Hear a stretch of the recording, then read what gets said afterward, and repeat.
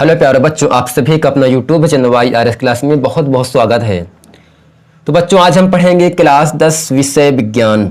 विज्ञान में जो पहला पार्ट है आपका भौतिक विज्ञान है। इसमें जो महत्वपूर्ण प्रश्न हैं मैं उनको बताऊंगा और आपको अगर मैं बता रहा हूं तो आपको याद रखना है, आपको कंप्लीट फिगर बनाना है, आपको हमारे वीडियो को देखना भी है बार बार और अपने दोस्तों में खूब शेयर भी करना है।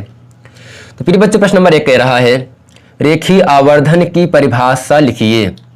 परिभाषा का मतलब ये होता है उत्तर लिखिए। क्या होता है? उत्तर लिखिए। अर्थात रेखीय आवर्धन किसे कहते हैं या रेखीय आवर्धन का उल्लेख कीजिए। जैसे प्रश्न कहे, लेकिन कहने का मतलब वही, उसकी हमें परिभाषा लिख देना है बस।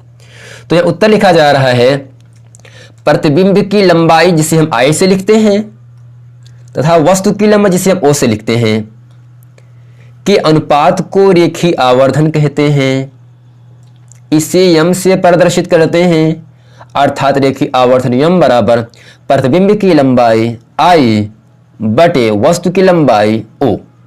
कहने का मतलब यही है, वस्तु के प्रतिबिंब की लंबाई जो रहे उसको हमें अंश में लिख देना है और जो वस्तु की लंबाई रहे उसे हमें हर में लिख देना है। हर में लिखने के बाद भाग कर देना है और भाग करने के बाद जो कटा पिटा वैल्यू आए वही कहलाता है रेखीय आवर्धन।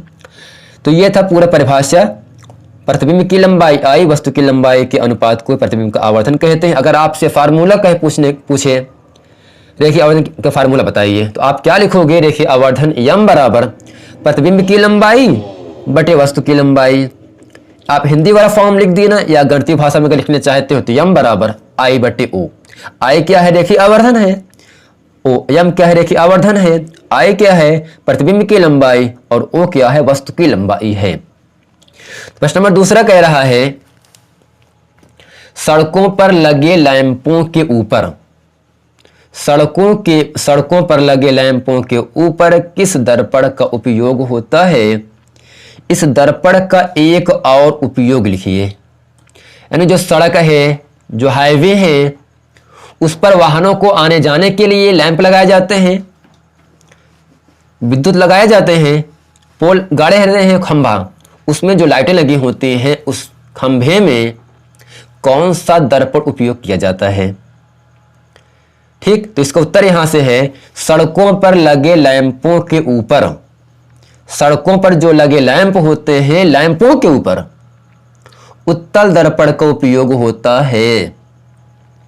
इस दर्पण का उपयोग वाहनों में पीछे का दृश्य देखने के लिए भी किया जाता है।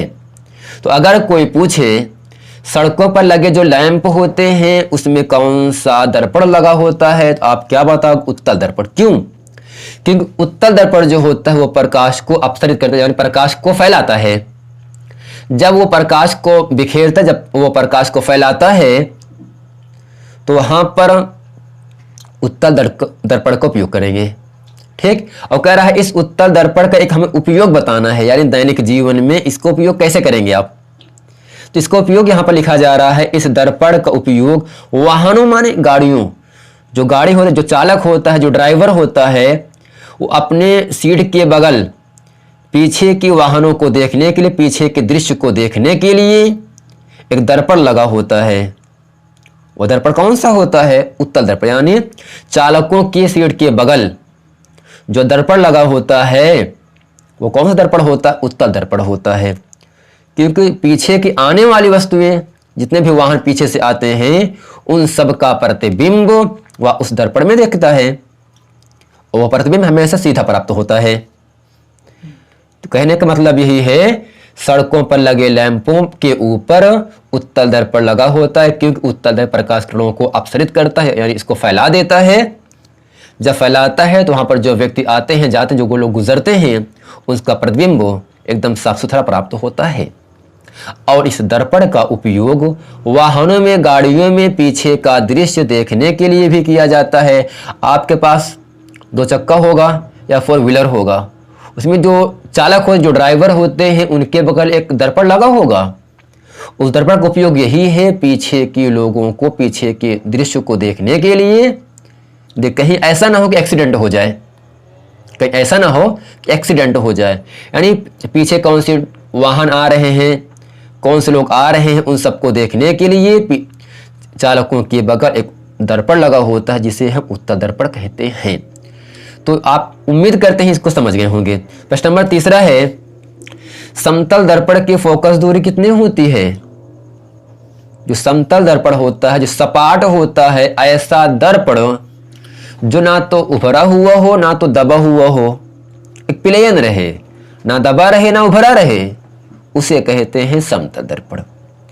तो यहां प्रश्न कह रहा है समतल दर्पण की फोकस दूरी कितनी होती है। इसका उत्तर यहां पर बताया जा रहा है, समतल दर्पण की फोकस दूरी अनंत होती है। क्या होती है बच्चों? अनंत होती है। अगर ऑप्शन में दे दें किस दर्पण की फोकस दूरी अनंत होती है, आप क्या बताओगे? सर समतल दर्पण। किसका? समतल दर्पण होता है। ये समतल दर्पण एक ऐसा दर्पण है जिसकी फोकस दूरी अनंत होती है। जो फोकस दूरी तो बहुत दूर बनता है, ठीक, फोकस दूरी अनंत होता है। तो प्रश्न नंबर अगला है, समतल दर्पण द्वारा, जो सपाट दर्पण है जो ना तो उभरा है ना ही दबा है, उसे समतल दर्पण कहते हैं। तो समतल दर्पण द्वारा बने प्रतिबिंब का आवर्धन कितना होता है? इसका उत्तर लिखा जा रहा है, समतल दर्पण द्वारा बने प्रतिबिंब का आवर्धन सदैव +1 होता है। -1 नहीं, +1 होता है। क्या आवर्धन? किसका? समतल दर्पण का। अगर ऑप्शन में इस तरह से आपसे पूछ सकता है, किस दर्पण का आवर्धन +1 होता है, उत्तर क्या होगा? समतल दर्पण। या समतल दर्पण का आवर्धन कैसा होता है? +1 होता है। क्या होता है? +1 होता है। ठीक, कुल आपको इतना ही याद रखना है, आवर्धन +1 दर्पण समतल दर्पण का होता है। तो अगला प्रश्न है, घड़ी साज किस प्रकार का लेंस प्रयुक्त करते हैं? तो हम समझते हैं घड़ी साज है क्या। जब कभी भी आपकी घड़ी खराब हो जाती है तो आप उसको बनवाने के लिए दुकान पे जाते हो ना, जो घड़ी को बनाता है वह व्यक्ति अपने आंख में एक लेंस लगाता है, जो कि उसमें जो पुर्जे लगे होते हैं वो आसानी से स्पष्ट रूप से दिखाई पड़ते हैं। तो वही कह रहा है, घड़ी साज यानी जो घड़ी को बनाता है किस प्रकार का लेंस प्रयुक्त करते हैं अपने आंख में। तो इसका उत्तर है, घड़ी साज कम फोकस दूरी का उत्तल लेंस प्रयोग करते हैं। यानी जब आपकी घड़ी खराब हो जाती है, जब बनवाने जाते हो, तो जो बनाता है घड़ी को वो अपने नेत्र में एक लेंस लगाता है। उस लेंस में कौन सा लेंस लगा होता है? उत्तल लेंस लगा होता है। कौन सा लेंस लगा होता है? उत्तल लेंस। क्योंकि उत्तल लेंस जो होता है वो कम फोकस दूरी का होता है। अगर कम फोकस दूरी का है तो वो उस घड़ी को अच्छे तरीके से बना लेता है। प्रश्न नंबर अगला है, कैमरे में किस प्रकार के लेंस का प्रयोग किया जाता है? उत्तर यहां पर है, कैमरे में उत्तल लेंस का प्रयोग किया जाता है। जैसे मोबाइल है या शादी ब्याह है, जो वीडियोग्राफर होते हैं वो वीडियो बनाते हैं, कैमरा लिए रहते हैं ना, उस कैमरे में लेंस लगा होता है बच्चा। क्या लगा होता है? लेंस। और कौन सा लेंस लगा होता है? उत्तल लेंस लगा होता है। क्या? उत्तल लेंस लगा होता है। यह कह रहा है कैमरे में किस प्रकार के लेंस का प्रयोग किया जाता है। उत्तर आपका होना चाहिए, कैमरे में उत्तल लेंस का प्रयोग किया जाता है, जो कि स्पष्ट बनाता है प्रतिबिंब को। प्रश्न नंबर अंतिम है जो आपके सामने है, एक व्यक्ति है, एक इंसान है, एक शख्स है, एक मानव है, एक मनुष्य है। एक व्यक्ति अपने सामने, यानी कोई व्यक्ति है अपने सामने दर्पण में अपने से बड़ा प्रतिबिंब देख रहा है। दर्पण कैसा? यानी कहने का मतलब यही है, कोई व्यक्ति है वह अपने सामने एक दर्पण को रखता है, एक कांच को रखता है, और उस कांच में अपने से बड़ा प्रतिबिंब देख रहा है। यानी जितना बड़ा वह व्यक्ति है उस दर्पण में अपने से बड़ा प्रतिबिंब देख रहा है। नहीं, अगर उस व्यक्ति की हाइट 6 फीट है, जो अपने सामने दर्पण रखा है उसमें दिख रहा है 7। जो प्रतिबिंब बन रहा है दर्पण में कितना बन रहा है? 7 फीट बन रहा है। अगर दर्पण प्रतिबिंब बड़ा बन रहा है, दर्पण कैसा होगा? अवतल दर्पण होगा। क्या होगा? अवतल। अगर दर्पण प्रतिबिंब छोटा होता तो उत्तल दर्पण हो जाता। क्या होता? उत्तल दर्पण। तो यहां से कह रहा है एक व्यक्ति है, वह व्यक्ति अपने सामने एक दर्पण रखा हुआ है दर्पण रखा है और वह व्यक्ति अपने से बड़ा प्रतिबिंब देख रहा है। यानी जो व्यक्ति है जितना बड़ा वो है उससे बड़ा प्रतिबिंब उस दर्पण में देख रहा है। माना अगर वह व्यक्ति 5 फुट का है, व्यक्ति कैसा है 5 फुट का है, अगर दर्पण में उसकी परछाई उसका प्रतिबिंब 7 का फीट बन रहा है या 6 या 8 या 9 बन रहा है, किसमें दर्पण में, अगर प्रतिबिंब बड़ा बन रहा है तो दर्पण कैसा होगा, अवतल दर्पण होगा। तो बच्चों उम्मीद करते हैं ये प्रश्न आप अच्छे से समझ गए होंगे।